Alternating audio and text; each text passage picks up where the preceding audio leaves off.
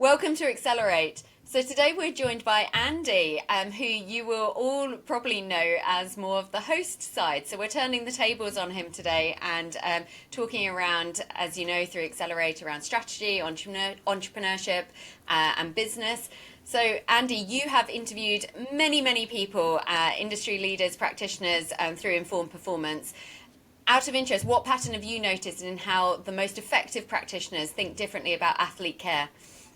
Well, firstly, thank you for inviting me to be a guest on. I'm not sure if it's shameless for me to come on as a guest or just terrifying to be a guest and sit on the other side of the table. Yeah, I guess like the key things that people do well in rehab, is that what you asked? Yeah, around athlete care Yeah. more generally, because then we'll go on to talk around the technology and the entrepreneurship and strategy around building those businesses as well. Yeah, I think like we've been really lucky. We've spoken to, I don't know, over 200 people now in total. Most of those conversations, or a lot of them at least, have been around rehab.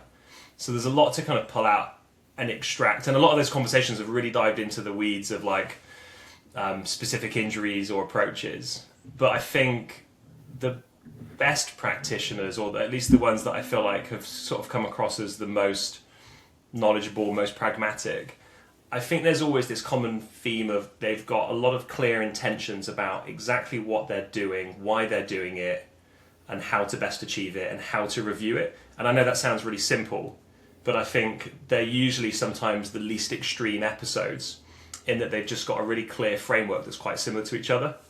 I think I came across this phrase the other day, and it was the narcissism of small differences. Okay. In that we're all actually more similar to each other than we are different. And I think that really comes into play with rehab, where you've got physios involved, athletic trainers, strength and conditioning coaches, exercise physiologists, sports scientists. There's loads of us involved in rehab, and we argue about the minutiae of things and like our own unique skill sets within the process. And I think speaking to some of these really good experts, they're really content as to what they deliver and what they bring to the table, but they're really good at including the other people as well. And I think they're better at parking their ego aside, being athlete focused, and recognizing that yes, the common currency for all those professions is probably exercise Yeah. in rehab, but I think they're just really good at extracting what they're good at and what others are and bringing it to the table. So I think that's probably the thing that stands out, is just that sort of like secure, pragmatic, and very intentional approach that they seem to have when they do rehab. Yeah, I like that. There's definitely that athlete focus. There's understanding, I suppose, your barriers or barriers to kind of care, but also the fact that you're not working in silos. That actually you've got a kind of a common goal. You've worked for 15 odd years in elite systems, pro sport. As we alluded to, you're now on this more entrepreneurial journey. At what point did you turn from this like frustrated user and practitioner to actually I need to go build something myself here? What was it that kind of tipped you over into this different sphere of business? Yeah, I think it's me and Alistair Mackenzie that are the sort of co-founders of the business, and I think Alice. I'm going to answer on behalf of Alistair first, and hopefully he doesn't mind. I think he had much more the lived experience and frustrated user journey, in that at the time he was like head of medical in a physio department in sport, and he was deploying systems and going through the sort of typical day-to-day challenges of like how do you plan, track, and collaborate as an interdisciplinary department in rehab. So I think he had the sort of lived experience that drove the sort of pilot, if you like, of our product. I think I had this kind of maybe more like zoomed out picture from podcasting and from previously doing a bit of consulting work, where I would see lots of different medical departments at different teams. And I think he had the lived experience, but I think I could recognize that, hey, there's this trend across professional sport where communication and collaboration are really difficult, and they're either a problem at teams or, sorry, my dog is squeaking its way. I can hear it. They're either a problem at teams, or if they're not a problem at teams, it's probably because they're really aware that they can be, and they're consciously doing something about it and working and have good systems around that. So I think he had the lived experience. I could see the trends of like what teams were finding hard. Those things really married together, and I think that's how the two of us together got to this kind of idea of like, okay, we're practitioners. We've both observed or lived this difficulty of how do you get physios, S&C coaches, etc., to work harmoniously together. What could we do better about it? And I think that's where it kind of came from.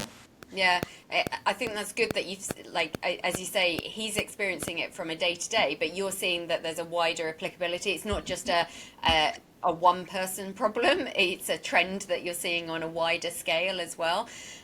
I've spoken to a few different, I suppose, founder profiles, some that are more from the technical side, some that are more from the practitioner side. You're obviously coming from that kind of practitioner clinical background. How does that help you or hinder you when it comes to development and building tech in this space?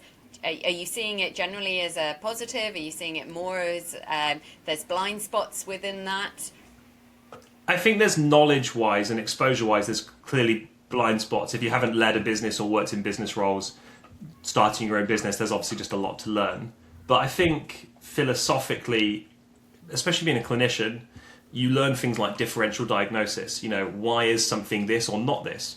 If you think it's this, what else could it be? And I think you learn those kind of like critical reasoning skills, hopefully, as a clinician, and diagnostic skills, reflective practice skills. I think there's a lot of things that the sort of clinical route develops in somebody that you can apply to anything, especially in business, in terms of like you're making decisions, high stakes decisions a lot of the time.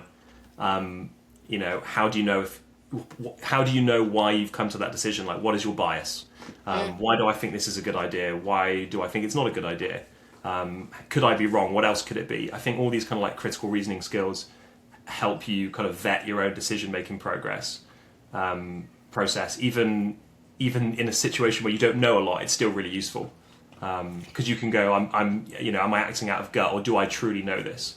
And where do I need to go to get more support on this? So I think there's a load of skills from being a clinician that you can apply to being a business. I completely agree. It was when I was doing my MBA myself. We were doing, I can't even remember what something around behavioural preferences. And we were partway through this whole assignment, and I was like, this is just differential diagnosis. And someone was like, what are you talking about? Because I was the only one in the cohort, apart from being like one of 7 women from a 70-odd cohort. I was also only one of 2 people from kind of healthcare. But that ability to look at a problem from different perspectives and lenses is basically what differential diagnosis, or as you alluded to there, kind of critical and clinical reasoning is. And that is a hugely, I feel, underrated transferable skill that really sets you up well for entrepreneurship and also strategy discussions as well. Because quite often you're, as you say, you're having to put confidence on a decision making rather than really, really clear objective data a lot of the time. And I agree, it's a huge transferable skill that I think is really underrated, or practitioners don't realise the transferability until they're starting to work in non-clinical environments. I think there's another one as well where, like, in business or in marketing, you might talk about like A/B testing of like, okay, I'm going to send out an email to my mailing list or whoever it is, and I'm going to try this heading with one and this heading with the other. And then we're going to look at which heading performed best, who opened the most amount of emails, or whatever it is for the A/B test. I don't see that as being that different to, you've got a clinical hypothesis of here's a problem or here's something that needs to be addressed, and I think I should do this exercise. Or, okay, I've given somebody a mess of too many interventions. Which is the intervention out of that battery that I think ascertained the actual result? So I think, there's loads of similarities, like, one of them could be figuring out the minimal effective dose or what actually had the effect clinically. The other thing could just be A/B testing of a social media campaign. And I just think there's so many parallels you can draw between them. I hope anyway, otherwise I'm screwed. But no, I completely agree. I did my master's, the MACP masters, and it is, if anyone's aware of that and yourself, it's quite, it's really anal in how specific it is. Which I really struggled with because that's not naturally my personality, but that ability to kind of do mini tests, mini experiments mini, which actually from a physio perspective was mini treatments within a session, and then retest your objective marker of what actually am I looking to achieve here. That as a process, again, is highly transferable, because definitely in startup world, and I'm sure you're learning this, you have to it's a learning environment more so than a business environment to some respect. You have to do constant experiments. You have to test things in different ways and then iterate quite quickly. And so even knowing that whole process and not being able to, you're not sticking to a 5-year plan at that point. So yeah, you have to be able to pivot really quickly. Going back to kind of rehab, as we talked about, you talked about the different professions involved, different stakeholders. They also, even if they're working collaboratively really lovely together, they have different priorities and different possibly kind of KPIs and motivators. How do you decide when you are building tech whose problem you're trying to solve first, or whose perspective you're taking on board there? Oh, it's a good question. I think for us, Gameplan, like our product, which is it's just, in a nutshell, it's a project management tool operationally to help interdisciplinary teams perform rehab, and then it's also a data analytics tool. So anything that goes in the system, it can kind of spit back out with data to provide insights. For us, it's first and foremost, it's an operational tool to help those people do rehab. So I think physios and S&C coaches, as let's just call those the two big professions involved in rehab. Obviously, they're supported by others like sports scientists, etc. But let's say they're the two biggies. They both have the same objective, ultimately, of getting the athlete back to playing at their sport at the highest level. But there is differences, especially in that messy middle period where they're both doing exercise interventions with the athlete. So for us, we're just trying to tackle both of their needs really to collaborate effectively at the same time by building an operational tool for them. So I think first and foremost, we're trying to just go after anyone that day to day is delivering the rehab. That's anyone involved in that process we're going after first. I guess secondary to that would probably be something like a head coach or a playing coach. So someone who's not going to necessarily interact and use Gameplan necessarily. Sorry, they are going to interact with it, but they're not going to use it as such. So we've built reports into our system where at a couple of clicks of a button, you can generate an automatic report that goes to different stakeholders, a coach being one of them. And in, say, the coach's report, we can give them the level of detail that they want about the rehab, the expectations, and all the information they want in the style and level of detail that they prefer. So I think, first and foremost, the person's problem we've gone after is the operational people that deliver rehab, so rehab professionals broadly.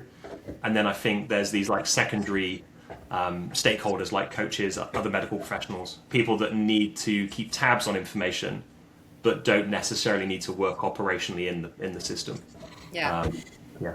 Interestingly, I did a poll on LinkedIn the other week, and it was talking around technology and who do you put at the center of it. And actually, 80% of the votes came up with the athlete, the end user. How do you marry their kind of stakeholder perspective into the tech? They're like a positive byproduct. So our belief is that if you can improve the effectiveness and the efficiency of a rehab, they're the ultimate benefactor of it.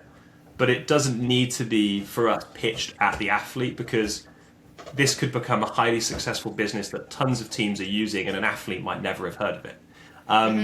So they're not going to be concerned with it because they're not going to really be using it, but it's to their benefit. It's a bit like, I don't know, a really good surgical instrument helps an orthopedic surgeon deliver a better surgery, a better outcome. Yeah. But the athlete, it's not aimed at the patient, it's aimed at the professional. It's a B2B tool that has a positive impact on the customer, or the athlete in this sense. This is a kind of just something that thinking about as you say that, athletes though are increasingly interested in or taking more autonomy and ownership into their professional, because it's their career, it's money making as well for them. Is there an ability for them to track their own data, have their own injury history? How do you marry that into them being able to kind of, I suppose, manage their career trajectory? Yeah, we haven't built it into the sort of MVP product where we're at the moment, where they can necessarily see it. I mean, obviously, if they ask, a member of staff is going to show them probably where they're at. Yeah. We have eyes on an athlete app that Okay. pulls certain information out for them, like their programs and that kind of stuff. But on that athlete app, we want to have kind of their criteria of how much of it they've checked off, Yeah. so they kind of know where they're at in the process. And I think, like, athletes and everybody wants to know, okay, when will I be better? When will I be ready? And yes, there's time frames that we always have to respect from like healing and like there's those expectations that we have to live by as well.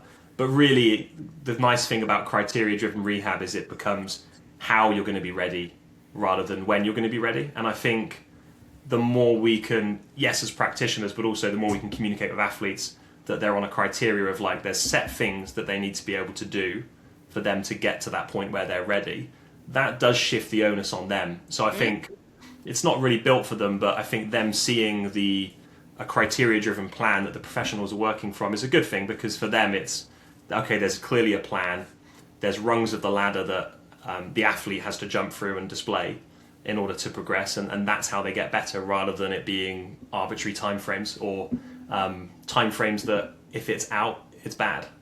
Rather than it just being you're ready when you're ready. Yeah, that makes them it makes them, I suppose, a much more active process than just, as you say, a passive of I'm just waiting for a 6-week mark, regardless of what I did in those 0 to 6 weeks before that.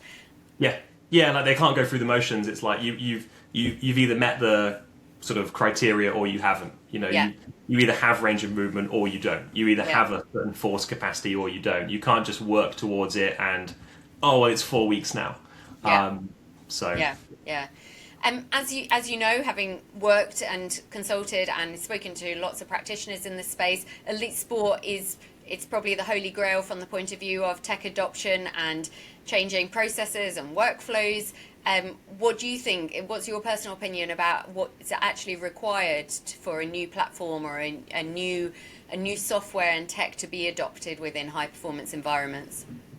Yeah, I think traction in probably in 2 ways. So I think when you're not new and you're a sports tech company, as an example, sport's kind of like an arms race. So I think if you've got a product and lots of teams are using it, then other teams will buy it because other teams have it, and nobody wants to be the team without. So I think that from a traction perspective, and I'm not taking this away credibility-wise from the products that have done well, because they're good for a reason, but I think once you get enough kind of critical mass, your growth of sales probably compounds, I think. I think when you're earlier, it's a lot tougher, because if you're bringing out a product for professional sports teams, they don't care if little league teams have used it. They only care if professional sports teams have used it. So it's like being a restaurant and going and you're selling your first sandwich to like a Michelin inspector. It's really hard. You're going from 0 to 100 immediately. For us, at least, because we're a software as a service or a SaaS product, the stage that we're at, where at the moment we're just kind of getting our first few teams over the line using the product, I think we have to lean on service a lot more. So yes, the product has to be good, the user experience has to be good, it has to be compliant for GDPR, HIPAA, all that kind of stuff has to be at the standard that teams expect. But I think for us, what we're learning, at least in real time, is that we have to lean on this service aspect of the software and get feedback from our first users. They come on this journey with us at this early stage, and that's good for them because they get to actually shape the product with us. They're kind of design partners with us. They get a slightly more tailored solution, and that's the service part. But on the flip side, they become our kind of research and development team. So I think, it might be a very different answer in a year, 2 years' time. But I think at least where we're at now, we just lean on this kind of come on the journey with us to these first few kind of elite teams, and we'll slightly tailor it towards your needs. You'll be our design partner, and I think it's kind of like a good win-win at this stage, at least. And at the end of the day, look, teams are looking for an edge. So forward-thinking teams innovate, and forward-thinking teams, they want to do things differently to try and find an improvement or get that edge. So I think sport, yes, the expectation is high because players are worth lots of money, there's a lot at stake. But I equally think that teams are willing to go down these like innovative routes because they have to. Yeah. And it's interesting though, because for you to add value in a relationship or a service provision, it's either like sometimes a switching cost, as in we're already embedded into a system and it's just too sticky and therefore we don't want to move. And I'm relating this to probably less like a sport environment experience, but more of a practice management aspect as well. Once you've got a certain kind of amount of data or a database, switching just becomes more of a headache than possibly the value that you're going to get. Are you finding generally when you're having conversations that actually you're what are you giving people? Are you giving them time back? Are you giving them better communications? Like what becomes that like value add or the value creation for users? Yeah, I think the hard I want to say all of that, but that sounds like of course he's going to say that. But teams at the moment, it doesn't matter what country, what league, what financial resourcing they have, they all have athlete management systems generally. Either they've paid quite an expensive license fee into, or they've maybe built their own in more recent times. Those athlete management systems will house their EMR and their medical notes that litigiously they have to have. But in reality, you've got medical staff working inside the EMR part of the AMS, sorry to use tons of letters.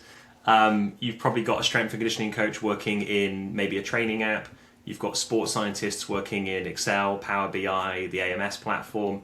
You've got all these different professionals and they're all siloed in their tools and the way that they're going to document and plan and do things.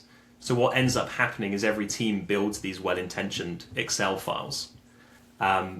Those Excel files, they need to exist for the time being, but they're fragmented. You have files upon files. They're not very dynamic. Yes, you can kind of share them, but it's not very in sync and live. The data goes in and never comes back out. They're slow, and usually the person that made it is very proud of it, but generally they have quite low adoption and low adherence, even at the biggest and best teams. So I think operationally we give teams back time because they're not plugging away in these really heavily manual entry files like Excel. But I think there's a data benefit as well where at the moment the data they have is typically retrospective. It's over the season, what injuries did we have? How did that compare to previous years? How does that compare to the league? It tends to be quite macro level data points on what injuries you've had. And then the data on, say, capacities, GPS, the things like that that relate to like physical properties, those tend to live again siloed into hardware-driven products. And then, I mean, yes, some of that data gets sucked into their AMS. Some of it might get pulled into their Excel files.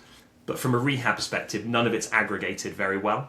Mm-hmm. So I think, yes, we give back operational time, and I think we hopefully improve operations for teams.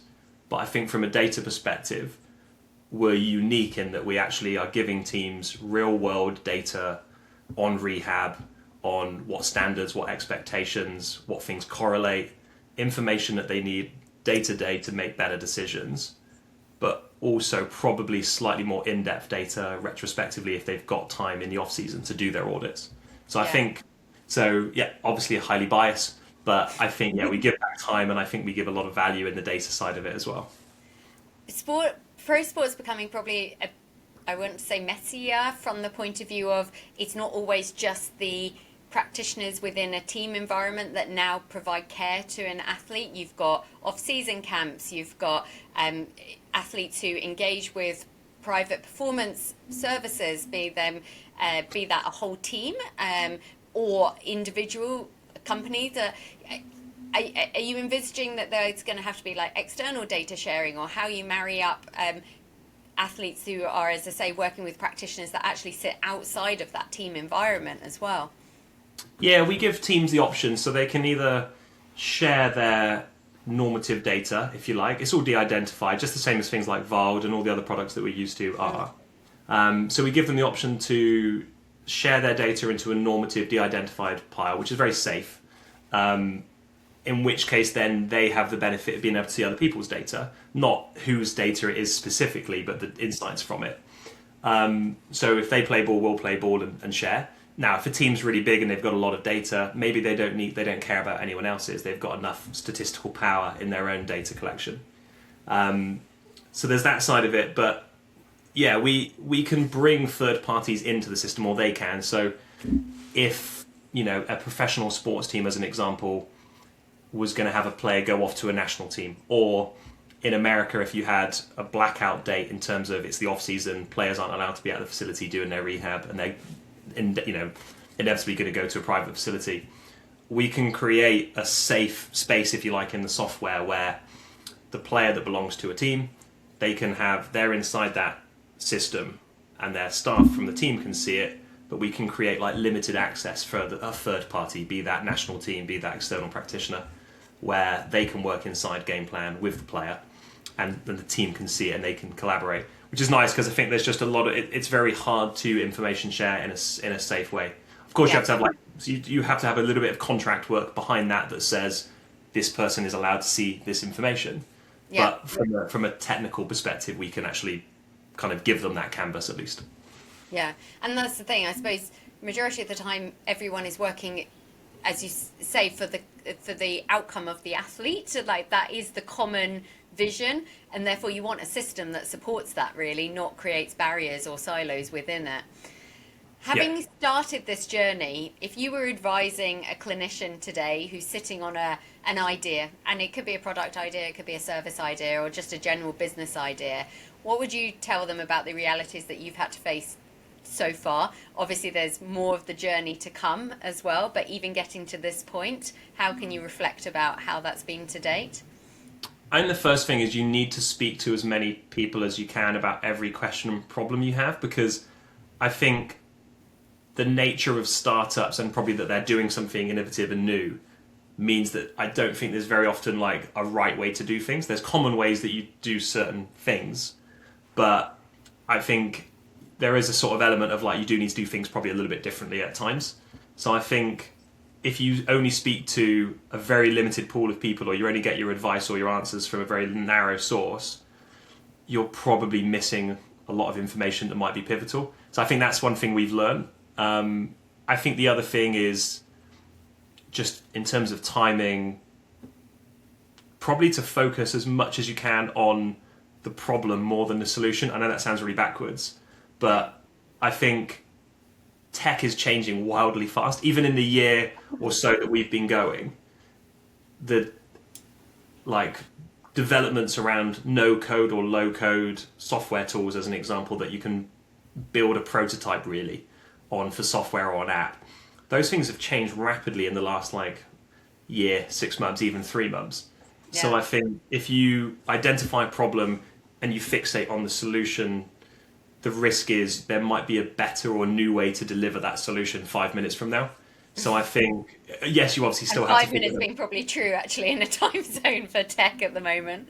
Yes, I think, obviously you have to think about the solution because that's ultimately what your product or service is going to be. But I think probably just spending a bit more time on long-term mission statement in case you have to pivot on the product, and identifying and nailing down what your product is, what problem it solves, who that problem relates to. And I think just going down that path is probably more meaningful than, okay, there's a problem and now I'm obsessed with my solution the way I see it working, because there might be a better way to deliver it in a few weeks' time. Yeah, I've definitely heard and seen, I suppose, similar, where you're trying to fit the solution into, or you're trying to create a problem for the solution rather than the problem being the more driving factor. Because as you say, majority of the time there's 5 to 10 different ways that you could solve that problem, and so there are quite a lot of different solutions, but the problem has to be big enough to start off with that enough people will care about it as well. I like how you alluded to, if I have to pivot, I think it will be when, because that's probably the most guaranteed part. I think there's micro pivots on a sort of daily, weekly basis. I think you want to minimize the macro pivots of screwing things up and doing something different, but I think there's always these mini pivots of it's that kind of clinical thing of I have this hypothesis that this is how it's going to be and this is what people are going to like, or blah blah blah. Yeah. And you go down that route and then it's not quite exactly how you thought, so you pivot, and it might just be a micro adjustment of how you're doing things or how you're delivering something. But you have to be really flexible, definitely, because it does the more you fall in love with your ideas, the harder it is if they don't play out exactly how you hypothesize. So I think, flexibility and being more at your core focused on the problem of your customer than falling in love in your own ideas. Yeah. But the key, I suppose, aspect to that is the progress over, and I know it's a common phrase, but progress over perfection. Like, you have to just start is probably the biggest, because you won't know until you start living it. As you say, you can plan out this perfect product, and then the reality of actually implementing it just doesn't work, and you have to pivot it. So it's better to have that minimal starting point and at least get that learning journey. But it goes back to kind of what you alluded to, those trusted partners that will actually believe in the longer term, I suppose, problem that you're trying to solve, and that there will be a wiggly little journey to get there, but they're willing to build with you.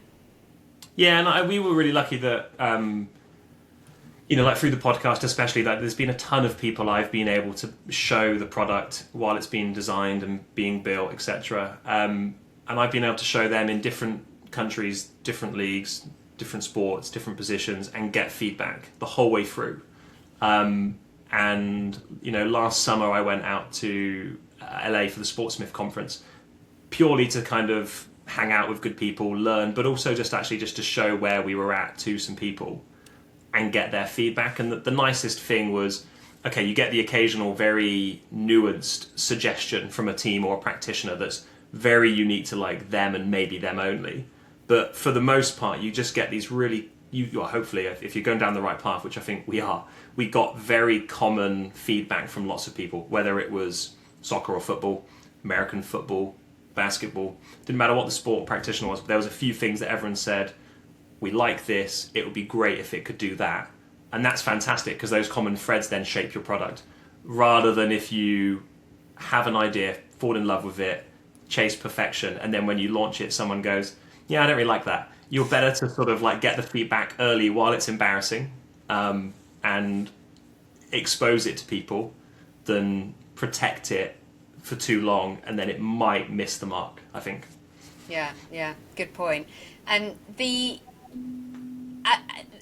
you've alluded to also there, I suppose, within entrepreneurship, and that how important your network is to be able to have those critical friends, and obviously informed performance and your career to date will have led to that as well. Is there ways that now that you're putting on that founder hat compared to the practitioner hat, how are you expanding those different perspectives in your network to I suppose get that diversity of thought as well from a business perspective?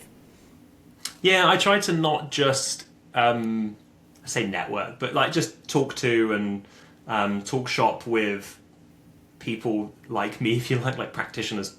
I try to speak to people that also know just nothing about sport, because sometimes maybe in the first 5 minutes of explaining what the business is, they don't quite get it because they don't understand the nature of how rehab's conducted. They don't know how sport works behind the scenes, but they've still got experience. If they're like a seasoned founder in software, as an example, they've still got loads of experience bringing products to market. They've still got lots of experience looking at technical development, legal contracts, marketing, all these different things.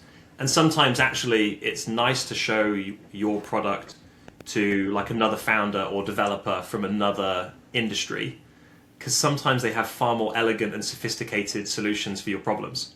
Because you know, I look at things the way I've been trained and I've experienced to look at them naturally. So sometimes you show it to somebody else and they go, why don't you just do it this way? Because maybe they work in a completely separate industry that has a more efficient way of doing a similar thing. Yeah. Quite often people talk about it within business, like how niche compared to how diverse you go.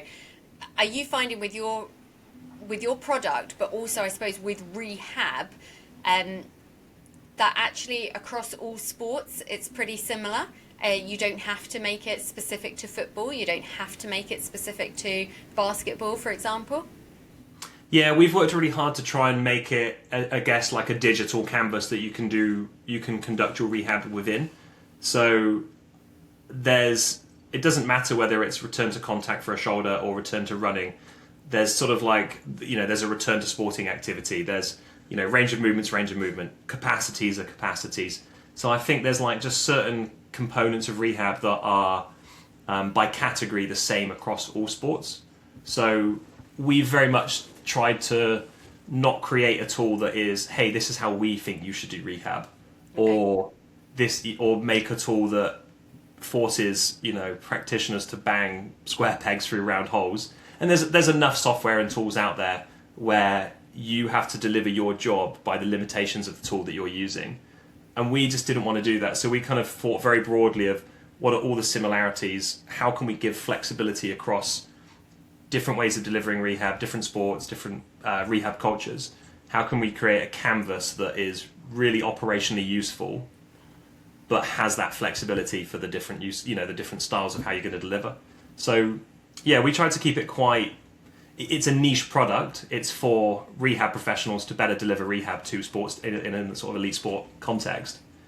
But we've tried to keep it relatively flexible while it's narrow. Does that make sense? Yeah, completely. But we also know that like the pro sport market isn't huge, like from just a financial kind of perspective. But we also know that rehab doesn't just happen in a pro sport environment. So obviously that's the test bed that you're working in at the moment. But do you see the applicability of this rolling out into non-pro sport environments who are still delivering rehab? 100%, and I don't want to give away too much of our long-term business plan at this stage, but yeah, absolutely. Like for us, we've gone, okay, this is the place we know, this is where our problem that we've identified is. So this is what we want to solve. And okay, it's not a huge market. It's a pretty big market if you capture a lot of it. Like it's a good enough size market to go into, I think. But yeah, I mean, sure, you could go into pro sport and then you could scale out into private practice, weekend warriors, and then you could probably scale further into B2C, I'm sure, as well. But yeah, for us at least, we've gone like, this is the problem. We want to support and improve how clinicians and rehab professionals practice using our tool. I think it can grow out from there. But I think you have to go niche first. I think you can't be all things to everyone at the beginning, at least. And we also know that if you can prove it in the pro sport environment, that's a really great, it's a hard environment, and therefore that validation within that space, it has got weight to it as well. In sports rehab, everyone can come with a different practitioner's perspective. As you say, there's some common themes that kind of happen throughout, but is there something specific that you see as like a big unsolved problem? We're probably alluded to it through your product around collaboration of professionals, but how would you voice that? Yeah, I don't want to just always constantly tie back to game plan because it's shameless, but I think one of the problems that we want to try and solve alongside having our product is research is typically done in non-elite environments. So the kind of clinical research or strength and conditioning research that we all read and take our learnings and inspiration from normally happens in a non-elite sporting population. And then when you work in elite sport, it's this kind of like zoo tiger versus jungle tiger. We're trying to take these teachings from a non-elite population and apply them to an elite population. Now, there'll definitely be some carry through, of course there will be, but it's not a perfect similarity. Mm-hmm. So I think that not from like a personal perspective, but from the environment, there's a knowledge gap that exists between clinical literature and what we actually do in practice with these N of 1 freak athletes that perform at the highest levels. So for us, the data side of our product is very much how can we actually collect, understand, and give back really meaningful insights on real world data, on real world rehab data and real world performance, to try and solve part of that knowledge gap. So I think that for us was like a big, I don't think anyone's really solved that yet, and we're going after that.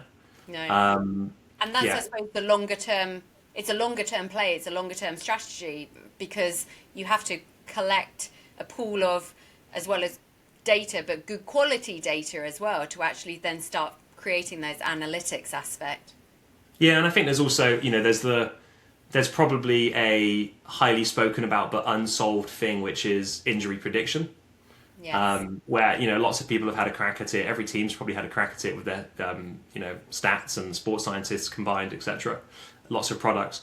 I think that's a highly spoken about unsolved thing. Whether we'll get there, I don't know. But injury prediction would be nice, but I think it's at the moment our capabilities make it a bit of a myth. I think a lot of things would have to technologically evolve for us to be able to get there. Yeah. There's a shorter term, I suppose, aspect around player availability, though, which can have more of a direct return on investment for teams if if you're shortening timeframes of rehab, just because it's not actually the intervention that's been done, it's just more of an efficient process longer term. Yeah, and look, availability is one of the biggest kind of competitive advantages that a team can, or an athletic organisation can ascertain. So I think that's why rehab at the moment in particular is such a focused on thing. Obviously we always focus on like physical performance and athletic development, but I think there's a lot of signal towards rehab at the moment, because there is stats that show that the most winningest teams typically have lower injury spends, not surprisingly. Yeah. You've worn different hats through your career, from that practitioner to consultant to also a podcast host. And what's changed over that trajectory? What would you say has evolved, and what's changed within your perspective compared to your early career to now? I guess probably like from a practitioner perspective, I think when I started, I guess like in your infancy or lack of perspective, everything I would learn, I would over-apply. So if it was a new exercise, I would try and give everybody that exercise. If it was a loading method or, I don't know, something that you can see with your eyes from a clinical test perspective, you try and fit this narrow toolkit to every problem. And then I think as I hopefully learned more and got more reps, more experience, more exposures, there's more nuance in the middle. So yeah, there's not many things that I can truly say I've like 180'd on, but I think through time you maybe become a little bit less extreme as a clinician, and I'll probably go through that same, but hopefully it'll be quicker. I'm sure I'll go through that same process from a business perspective, where when you start and you know less, things are more absolute, and then as time goes on, hopefully you become more mature, more pragmatic, and you can kind of see the more nuanced middle ground route through things. So I think it'll be similar. I just hope I'm quicker at getting through that messy process the second time round. I can definitely resonate with that. Like when you're going on, you graduate, you're going on courses every weekend, you turn up on a Monday morning with this new tool or this new way of doing something, and then taking that through into my journey, like through an MBA, you learn different frameworks, and then strategy design, you learn different frameworks, and you'll be like, oh, Nicola's been on a course again, she's got a new idea that's kind of come through.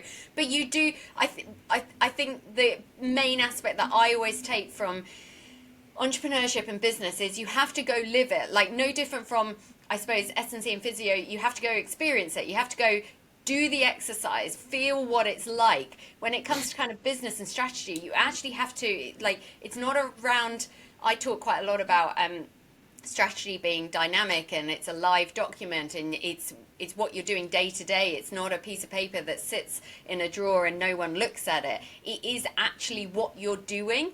And I think that's the same from a practitioner head to a founder business. You have to actually go do it and experience it and get that mileage. And as you say, you get pattern recognition, so you can learn quicker. But it's still a journey you have to go on. It's still a process. There's no shortcuts to it. I think we all enjoy. I mean, I would like to think we all enjoy the job, but like I think it's such a vocational career. And I think working in sport is just, it's fantastic. It's really interesting. A lot of us that work in the field are really passionate about it. So I think we just learn things and we can't wait to apply them. So I think it's that vocational aspect that probably makes us overdo it, where, we get a new toy and we can't wait to play with it. So you were really keen, Andy, on this podcast. Obviously, you've got different strands to the shows of Informed Performance. What questions or what answers do you hope listeners will see from these conversations that help them, especially as we know you've got a large kind of practitioner community as well? I think we've always operated under the assumption that the questions or the things that we find interesting as hosts and the people that we want to speak to, that we're probably not going to be unique, and that there's going to be lots of people out there that have the same questions or will find the answers just as interesting as we will as hosts. So I think that's probably like the root of how we've always approached Informed Performance in general across all the sort of strands. I think for me, same sort of thing. I've made this journey from practitioner to now founder, and I suspect similar to how we assume people will find it the same sort of things interesting as us, I assume that I'm not unique in that there is lots of like potential founders out there. There's probably lots of really good practitioners with really good ideas, 4 products, 4 ideas for their own business, but they're just not doing it right now, or they don't know how to start that process. So I think that was a big inspiration for kind of, obviously for you doing this show and interviewing people going through these journeys, or people that are further along with their businesses, because I just think there's a lot of people who, especially in sport, you want to work in these elite sports teams. And the reality is most of the roles in these big teams, you're not going to be experienced enough to get until you're a little bit older. You're not going to get them necessarily straight out of qualifying. There's obviously the internships and stuff like that, but the really good big team roles, you tend to need quite a lot of experience and skill set to get to them. So the sort of paradox of that is that by the time you get to that stage, you might also be having kids and settling down, and it's harder to do those jobs because they demand a lot of your time. Yeah. So I think the longer people work in sport, actually the harder it gets, because yes, you get better doors opened to you, but there's other life pressures that happen, and some people prioritize different things. Some people can balance it differently. There's a lot of things that go into that. But I think having a business, it's really hard, but it does, if you do it well, hopefully provide a lot of freedom and other options. So yeah, I think it's just trying to tell practitioners with great ideas that there is a route to becoming a business person or having your own company and still being in sport, but there's other options out there. And I think one of the key, I suppose, characteristics I see in great practitioners that I respect is curiosity, and therefore you can be curious about what happens outside of the job title that you currently hold, and that not be your identity that you're tied to as well, and still stay within the sports ecosystem, but explore your own personal development into different aspects and different avenues there. And that might mean wearing different hats of being a founder or an advisor or a consultant. But yeah, there is, I love to open people's minds to different journeys that they can go on, and also be happy that they're quite messy journeys as well, because that's real life. Yeah, and even if somebody works in sport as a practitioner, they take a punt on a product idea or a business idea that they have, and it goes great, fantastic. If it doesn't, they've still got a skill set and an industry that they can fall back on and go into sport. And hopefully they've had a good experience trialing that as well. Yeah, and I think, I think there's no negatives to trying it. I think also if that same person aspired to be like a lead of a department, director of performance type person, and they've gone and run their own business, surely it's only a positive to have led something like that in a slightly different, in a different way. Yeah. There's got to be some skills that you carry through back going into sport again. Yeah, definitely. Well, I hope this show brings some of those conversations. We've got some great guests that we're recording with. So yeah, and if people want to hear any others, then we're always open to the suggestions as well. If people are interested to find out a little bit more around Gameplan and your product, where's the best to direct them to? Yeah, probably our website's the easiest, so gameplanperformance.com is the easiest one. And then, by all means, reach out to me personally. Happy to do demos and show teams what we've got. Brilliant. Well, thank you, Andy, and thank you for giving me the opportunity to have these conversations as well. It's like Inception. Yeah, thank you for having me on our podcast. Yeah. Brilliant. Thanks, Andy. Take care. Bye.